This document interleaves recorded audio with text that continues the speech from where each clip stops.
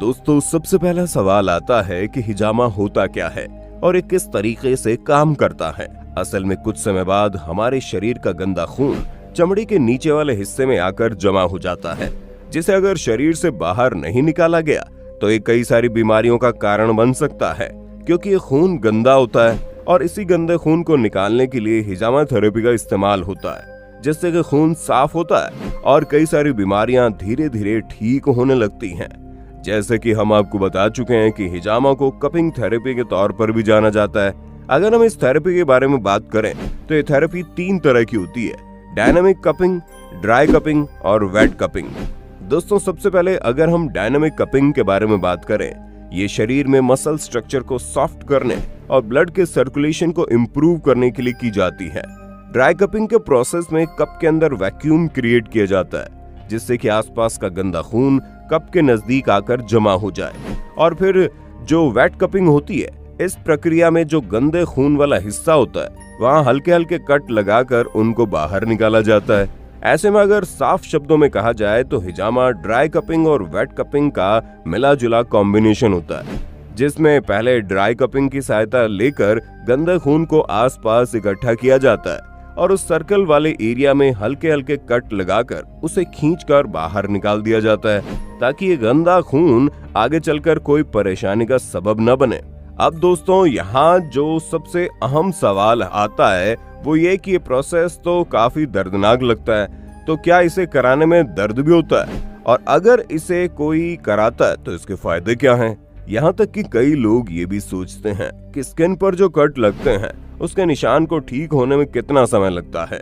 सबसे पहले तो हम आपको बता दें, ये जो हिजामा वाला प्रोसेस है ना, इसे कराने की 1-2 नहीं बल्कि अनगिनत फायदे होते हैं, जिन्हें गिनकर तो बिल्कुल भी नहीं बताया जा सकता। क्योंकि हमारे शरीर में जितनी भी बीमारियां होती है उनमें से 90% खून में गंदगी जमा होने की वजह से ही होती है, और हिजामा करने की प्रक्रिया में शरीर से गंदे खून को निकालकर बाहर कर दिया जाता है, जिससे कि बॉडी में एक हल्कापन महसूस होने के साथ साथ कई सारी बीमारियां भी धीरे धीरे ठीक होने लगती हैं। अब अगर हम शरीर में पड़ने वाले निशानों के बारे में बात करें तो दोस्तों, यहाँ गौर करने वाली बात यह है कि हिजामा की प्रक्रिया में कट शरीर के ऊपरी हिस्से में लगाए जाते हैं, जिसकी वजह से दर्द भी बिल्कुल ना के बराबर होता है और कट्स का असर भी ज्यादा से ज्यादा 1 हफ्ते के अंदर खत्म हो जाता है। इसलिए इस प्रोसेस से डरने की तो बिल्कुल भी आवश्यकता नहीं है, ये हर तरह से फायदेमंद है। सबसे अहम सवाल ये खड़ा होता है कि हिजामा किन लोगों को करवाना चाहिए और किन्हें नहीं करवाना चाहिए। तो दोस्तों, वैसे औरत हो या फिर मर्द, पूरी तरह से तंदुरुस्त व्यक्ति भी बॉडी को डिटॉक्स करवाने के लिए हिजामा करवा सकता है, क्योंकि वक्त के साथ साथ हर किसी के खून में गंदगी जमा हो ही जाती है, जो कि आगे चलकर काफी सारी बीमारियों का कारण बन सकती है।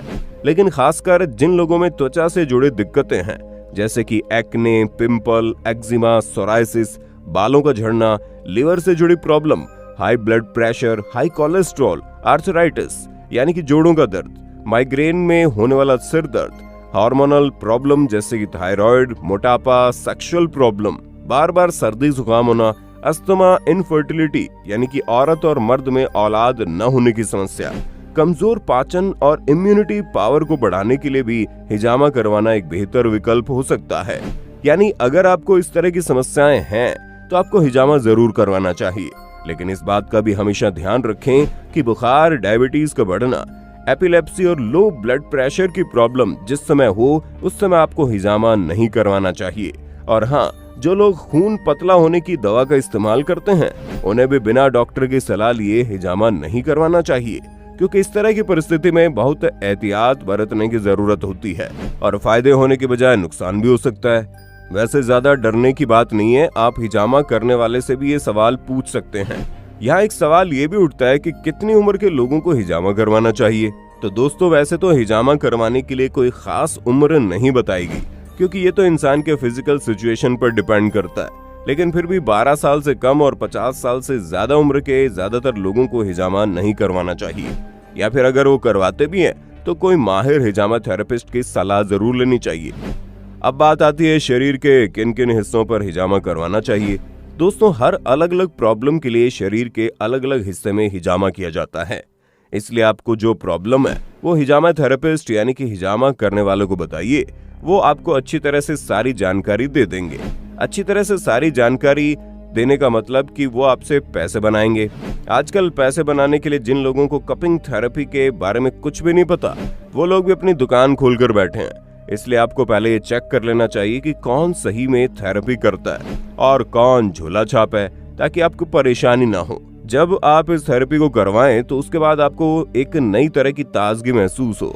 और हाँ दोस्तों, इस थेरेपी को करवाने से पहले आपके मन में जो भी सवाल हो, आपको पहले से ही थेरेपिस्ट से पूछ लेना चाहिए, क्योंकि कई लोग सवाल नहीं पूछते और हमेशा कंफ्यूजन में बने रहते हैं। आपको ऐसा नहीं करना और अपनी थेरेपी के बारे में सारी जानकारी अच्छी से लेनी है। बाकी दोस्तों, हमें उम्मीद है आपको हिजामा थेरेपी के बारे में हर एक चीज अच्छे से समझ में आ गई होगी। अब आपको वीडियो के बारे में क्या कहना है कमेंट में बताइए।